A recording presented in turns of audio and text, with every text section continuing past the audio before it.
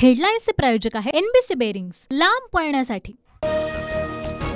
घाटकोपरमधील दुर्घटना प्रकरणी होर्डिंग मालकावर कठोर कारवाई करणार, मुख्यमंत्री शिंदेंची प्रतिक्रिया। दुर्घटनेमध्ये 14 जणांचा मृत्यू तर 44 जणांवर उपचार सुरू।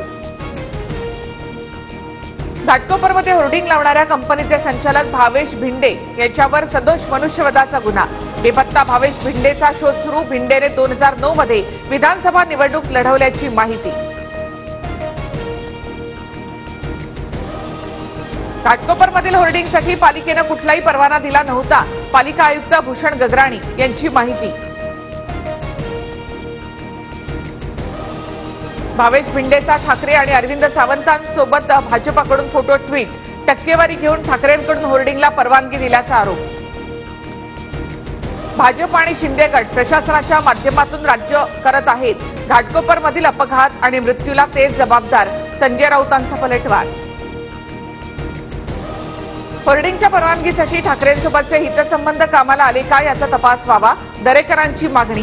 तर भावेश भिंडे सुनील राऊतांचा पार्टनर आहे का, नितेश राणेंचा सवाल। अनेक व्यापारी भेटायला येत असतात, यामध्ये उद्धव ठाकरेंचा संबंध काय? भावेश भिंडे सोबतच्या उद्धव ठाकरेंच्या फोटोवर छगन भुजबळ यांची प्रतिक्रिया। व्हीआयपींमुळे होर्डिंग दुर्घटनेमध्ये बचाव कार्याला उशीर। व्हीआयपींच्या ताफ्यामुळे 4 ते 5 जणांना जीव गमवावा लागला। विरोधी पक्षनेते विजय वडेट्टीवार यांची प्रतिक्रिया। 2021 मध्ये होर्डिंगसाठी तत्कालीन रेल्वे पोलीस आयुक्त कैसर खालिद यांच्याकडून परवानगी। रेल्वे पोलिसांची माहिती। मात्र होर्डिंगच्या आकारमानाबाबत परवानगी होती का, याबाबत मात्र संभ्रम कायम। केंद्रामध्ये सत्ता बदल होणार, भाजपला बहुमत मिळणंही अवघड। इंडिया आघाडीला 240 ते 260 जागा, तर महाविकास आघाडीला 32 ते 35 जागा मिळणार, पृथ्वीराज चव्हाण यांचा अंदाज। राज्यामध्ये होणाऱ्या शिक्षक आणि पदवीधर निवडणुका पुढे ढकलल्या। शिक्षक संघटनांच्या मागणीनंतर निवडणूक आयोगाने अनिश्चित काळासाठी निवडणूक पुढे ढकलली।